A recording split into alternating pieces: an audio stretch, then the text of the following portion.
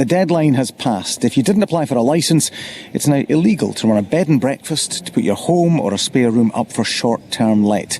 The scheme was introduced to help to tackle problems with housing demand and antisocial behaviour, particularly in hotspots like Edinburgh. But its critics, and there are many, argue it's a threat to the future of Scotland's tourism sector. Louise runs an agency in the capital which specialises in short-term lets. Hi, Louise. Good morning. Thank you for having me on. No, thank you for taking the time. Did you have to apply yourself? Well, I don't own flats, I manage them, and yes, we have made multiple applications. And what was your experience of that?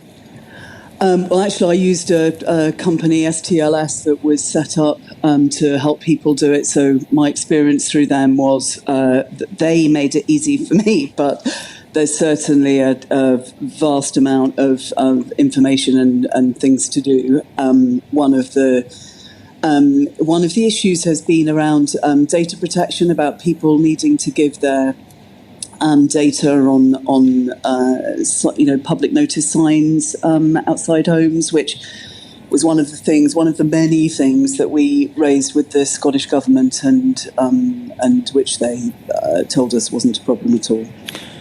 And the rules vary slightly depending on the local authority in terms of the information that they require, and I suppose that potentially could prove difficult if you do have many properties across different local authorities.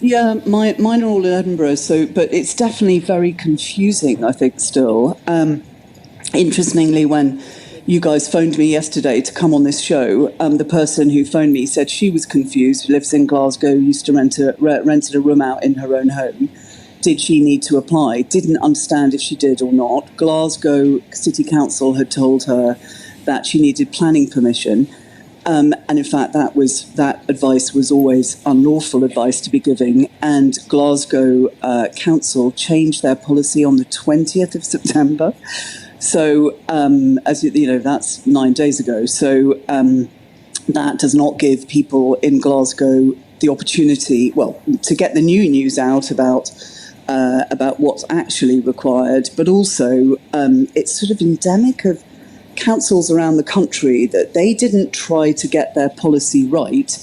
They only changed it when they were when the ASSC actually came to them saying you've got an unlawful policy, and they changed it at the final hour. So it is definitely confusion. There's confusion around Scotland. There are very strange ways that local authorities have behaved in the last few days. There was a instance in Perth and Kinross where somebody had submitted a licence application for, they have 8 lodges, it's all in the same business, on the same piece of land, same title deeds, and at 3:30 on Saturday, or I think it was Friday afternoon, they got a letter from Perth and Kinross saying this can't be one application, this needs to be 8 different applications, with 8 different application fees, etc. And that's a very strange time. I think she put in her application months ago.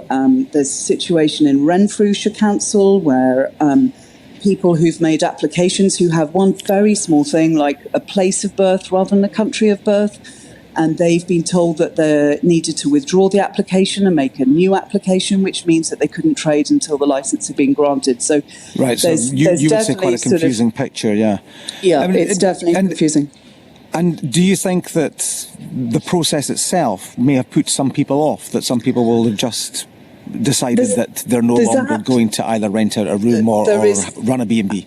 There's absolutely no doubt about that. So the key figures to remember are that the Scottish Government based this legislation on there being 32,000, according to them, self-catering or small accommodation businesses in Scotland. And we'll see in the coming days how many there actually were, how many people have applied. In Edinburgh, of course, Edinburgh Council always claimed that there were 12,000 units, and we will see how many there actually were. So that was always the anecdote. Let's see what the facts are and how many people have applied.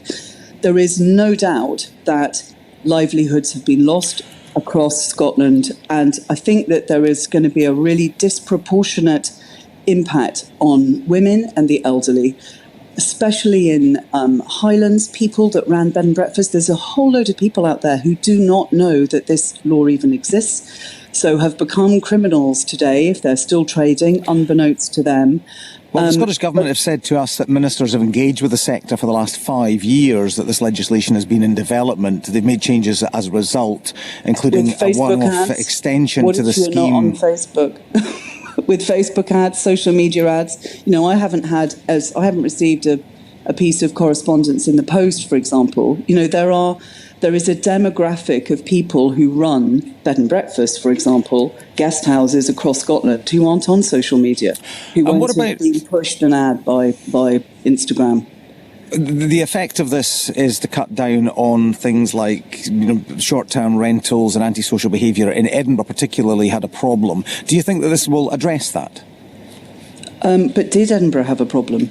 You know, that we're going to see what the real numbers were. I know there's been huge amounts of anecdote about the enormous 12,000 numbers, but we will see in the coming days how many applications there actually have been.